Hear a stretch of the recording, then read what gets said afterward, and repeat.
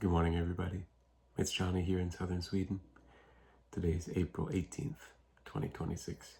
And it's day 79 of the vlog. And there's sunshine coming through the window on a Saturday morning. So there's this old song that I just heard maybe for the first time a couple months ago from the 70s, I think. Probably the early 70s.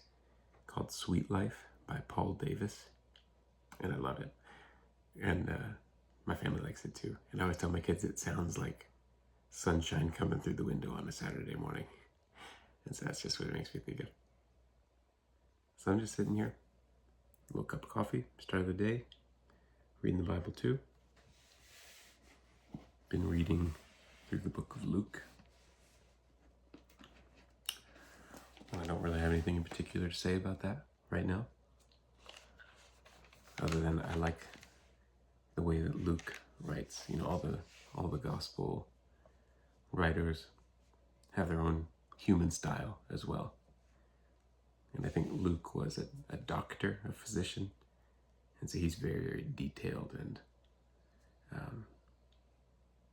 that was kind of his purpose in writing. Whereas with Mark, his purpose in writing was more to not share every single detail and exact chronological order, but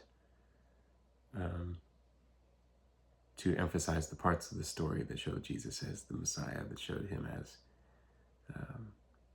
the servant who came to suffer.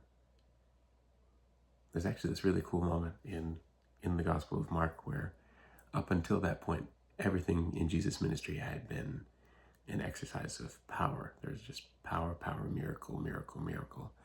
And then Peter is asked by Jesus, "Who do you say that I am?" And Peter says, "You are the Christ, the Son of the living God." Son of the living God, I think is what he says. And then from that point on is when Jesus kind of flips a switch and starts foretelling his death and his resurrection too.